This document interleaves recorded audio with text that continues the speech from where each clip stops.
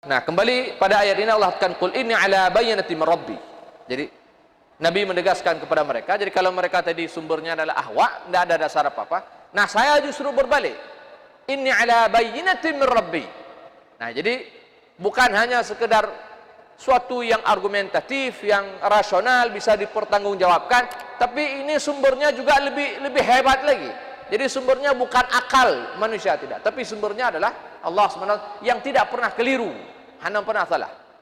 Nah, jadi kalau sumbernya akal manusia barangkali rasional, tapi bisa jadi salah, atau mungkin disetujui oleh sebagian orang, mungkin tidak disetujui oleh orang yang lain. Tapi ini tidak. Ini sumber ini jelas, artinya ini bisa diperdebatkan. Islam ini bisa diperdebatkan para hadirin. Makanya kenapa agama ini diterima oleh orang-orang pandai. Berbeda dengan ajaran Kristen. Dia berkembang di daerah-daerah memang yang sedang pacekli, krisis, orang sedang sakit, dilanda perang. Ya, ini diterima agamanya. Ketika orang memang tidak ada pilihan, ketika mereka harus memilih antara hidup dan mati. Lalu kemudian orang pun datang membawa sebungkus makanan. Bilanglah Yesus bla bla bla, saya akan berikan kau makanan. Nah, inilah yang membuat Kristen itu berkembang di orang-orang yang sedang sakarat, orang-orang yang tidak memiliki tidak sempat berpikir karena memang kadawannya karena perut tengah dia. Berbeda dengan Islam para hadirin yang dia hari ini berkembang di negara-negara orang maju, di negara-negara orang yang sudah mapan, orang yang betul-betul kafir kalau saya itu mikir. Dan Islam diterima di sana. Kenapa? Karena memang agama yang jelas. Jadi agama yang sangat rasional dan dasarnya bukan akal manusia, tapi memang sesuatu yang datang dari Allah Subhanahu wa taala. Jadi kalimat Nabi wadah berkata, "Inni ala bayyinatin min rabbi."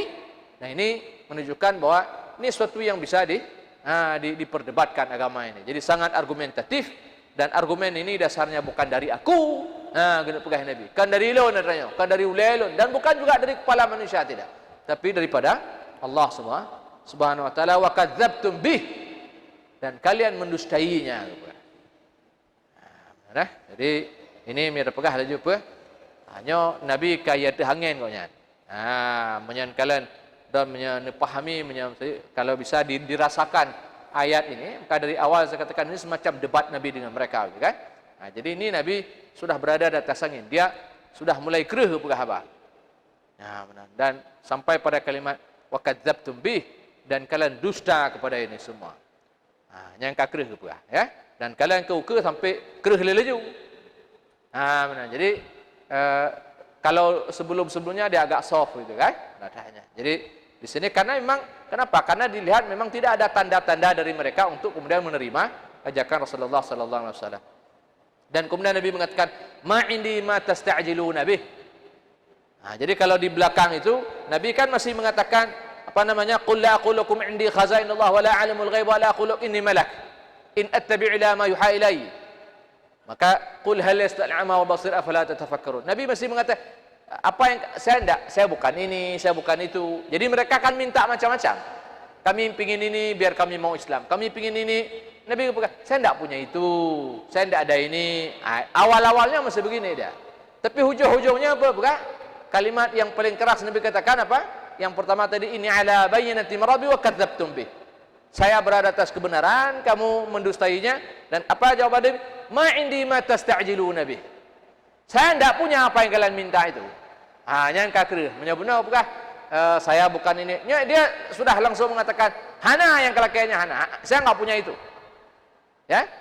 Bahkan Nabi di sini mereka sempat meminta apa? Kalau betul kamu ini seorang nabi, mereka minta diturunkan hukuman oleh Allah, dari Allah Subhanahu wa taala. Nah, ini apa yang dahulu pernah terjadi kepada umat sebelum Rasulullah SAW. Jadi umat terdahulu meminta kalau sekiranya kamu betul, maka turunkan azab kepada kami. Nah, orang musyrikin Mekah sempat meminta itu. Dan Nabi mengatakan, "Ma indi ma tasta'jiluna Nabi." Saya tidak punya itu.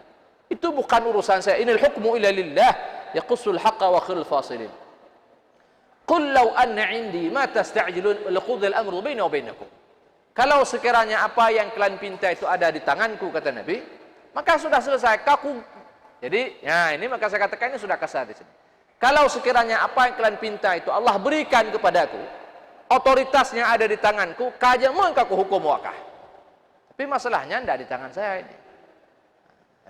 Jadi makanya nanti ayat ini oleh para ulama mendiskusikan ini. Ini di sini Nabi kasar, Pak. Ini di sini Nabi kasar. Kita mengenal betul Nabi ini Nabiur Rahmah. Nabi ini sangat pemaaf. Tapi di sini Nabi tidak pemaaf. Nabi mengatakan, "Lau kana 'indi ma tasta'jiluna bi laqudil amru baina wa bainakum." Kalau sekiranya apa yang kalian minta, jadi mereka minta disegerakan azab kepada mereka. Jadi mereka menantang Nabi. Kalau betul kamu ini datangnya daripada Allah, kamu adalah Rasulullah, pembawa kebenaran, silakan minta kepada Allah diturunkan azab kepada kami. Nah, jadi itu sudah. Dan Nabi mengatakan, betul sekiranya aku punya itu, kalau sekiranya aku bisa mendapatkan azab itu, aku akan hukum kalian. Nah, jadi kan ini bertolak belakang dengan misalnya, namanya tayo natik watel, lu kena baca sebuah hadisnya. Apa dia Syam? 8:5. Apa yang nanti watel tak? Karenanya ada beberapa penjelasan di sini. Nah, jadi ini kan hadis ini, ayat ini tadi, itu Nabi keras di sini para hadirin. Jadi artinya Nabi ini tidak memaafkan mereka. Sekiranya Allah memberi otoritas kepada Nabi untuk hukum mereka, Nabi hukum mereka. Dan itu bukan ciri daripada Nabi rahmah. Allah katakan, "Fabima rahmatin minallahi lintalahum, walau kunta faddan ghalidhal qalbi lam faddu min hawlik." Karena rahmat Allah kepadamu, kamu berlemah lembut dengan mereka. Tapi di sini Nabi tidak lemah lembut. Nabi mengatakan, aku akan hukum kalian, aku akan azab kalian sekiranya azab itu ada di tanganku. Jadi Nabi gelungkop gunung atas awaknya. Jadi keras Nabi di sini, kan?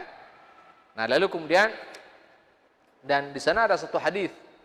Kalian bagaimana Nabi begitu lembut. Nah, nanti ulama mengkontrakan antara ayat ini yang Nabi di sini berkasar dengan hadis di mana Nabi di sana sangat lembut. Nah, lalu nanti Nabi ulama memberi jalan keluar. Kenapa di sini Nabi berkasar? Nah, ya. Nah, lalu kena baca hadis Nabi sangat lembut. Nah, ya. Jadi itu dah kalian jawaban. Menyangsi watai BBC, ya. Jadi suatu hari an Aisyah anha qalat li Rasulillah sallallahu alaihi wasallam. Jadi suatu hari Aisyah tanya sama Nabi. Ya Rasulullah, hal ata alaika yawm kana ashadda min yawmi Uhud? Jadi Aisyah tanya sama Nabi, pernah hendak ya Rasul engkau mengalami satu hari di dalam hidupmu lebih buruk daripada hari Uhud, peristiwa Uhud. Kita dulu sudah cerita itu di surah Ali Imran. Bagaimana peristiwa perang Uhud. 70 sahabat Nabi meninggal dalam peristiwa perang Uhud. Dan banyak ulama mengatakan bahawa perang Uhud ini adalah bentuk hukuman Allah kepada umat Islam pada ketika itu, ya. Kepada kesalahan dan kesilapan Nabi ketika beliau menawan 70 orang pada ketika itu di dalam peristiwa perang Badar. Jadi 70 orang kafir itu, orang Quraisy itu ditawan oleh Nabi dan diambil tebusannya. Lalu kemudian karena kesilapan ini di dalam perang Uhud itu Nabi kalah dan pasukannya, 70 sahabat terbunuh, termasuk Hamzah di situ yang dicincang tubuhnya oleh orang kafir. Dan kita tahu bagaimana pecahnya perisai Nabi nyan penyaikenan. Bukan baju besi ini yang ditaruh di kepala itu, sampai gigi geraham geraham pecah, darahnya keluar dan seterusnya lah, ya. Pelipisnya pecah.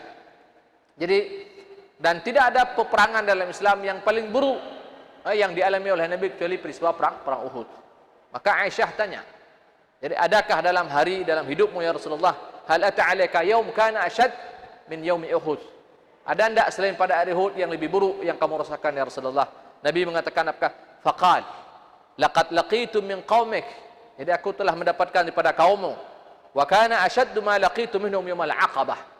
Nah, jadi beliau mengatakan ada hari yang aku merasakan lebih buruk daripada hari Uhud, yaitu yang Aqabah. Jadi Aqabah ini bukan perjanjian Aqabah, ya, bukan itu. Tapi maksudnya apa? Ini peristiwa ketika Nabi dahulu di tahun 10 Hijriah.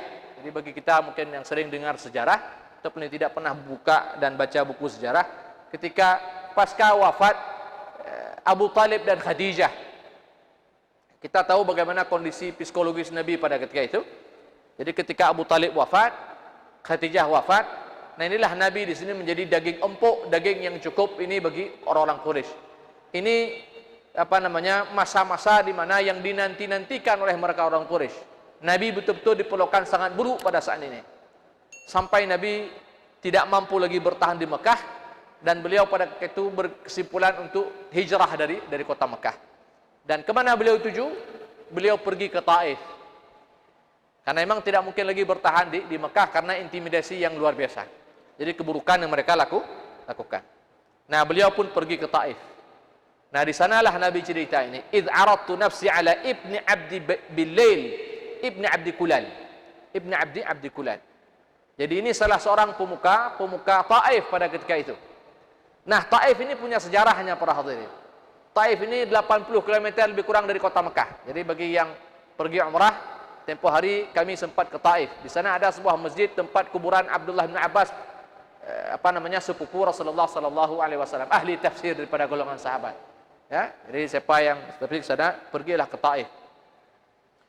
Nah, nanti siapa ini dalam Ibnu Abdi Yalil Ibnu Abdi Kulal ini nanti dalam sejarahnya beliau ini nanti Islam, ya.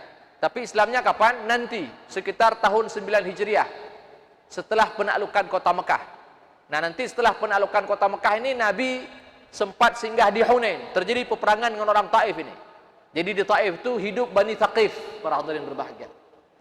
Nah, Bani Thaqif ini pada ketika itu mereka bersekutu dengan Hawazin dan mereka pun berperang dengan Nabi pasca penaklukan kota Mekah di tahun 8 Hijriah pada ketika itu. Di tahun 8 Hijriah. Dan Nabi mampu mengalahkan mereka dan mereka pun sampai kemudian yang kalah ini lari ke Taif. Itu peristiwanya di Hunain. Allah sebutkan dalam Al-Qur'an itu, "Yauma Hunain." Ya, "Idz a'jabatka kathratuka" dan seterusnya ada. Nah, mereka ini lari ke Taif, mereka berlindung dalam benteng di sana di Taif dan Nabi mengepung mereka selama sebulan di Taif. Tapi Nabi tidak mampu mengeluarkan mereka dari benteng tersebut sampai kemudian itu membuat trauma para sahabat pada saat itu. Ya, tapi Nabi pelan-pelan membujuk para sahabat sehingga mereka meninggalkan Taif dan pergi ke Madinah. Di tahun 9 kemudian orang dari Taif ini termasuk ini dia tokoh Taif ini nanti datang kepada Rasulullah sallallahu alaihi wasallam. Tapi sebelumnya ya. Nah, kakek minggu kemudian setelah hari raya nanti kita sambung cerita. Ini bagus ceritanya para hadirin hadis ini, ya. Saya kira banyak pelajaran di sini. Insyaallah kita akan sampaikan di pertemuan lanjutan insyaallah. Saya kira cukup sampai di sini, mudah-mudahan ada faedah dan manfaat. Hadanallahu wa ajma'in, subhanakallahumma bihamdika asyhadu an la ilaha illa anta astaghfiruka wa atubu ilaik. Assalamualaikum warahmatullahi wabarakatuh.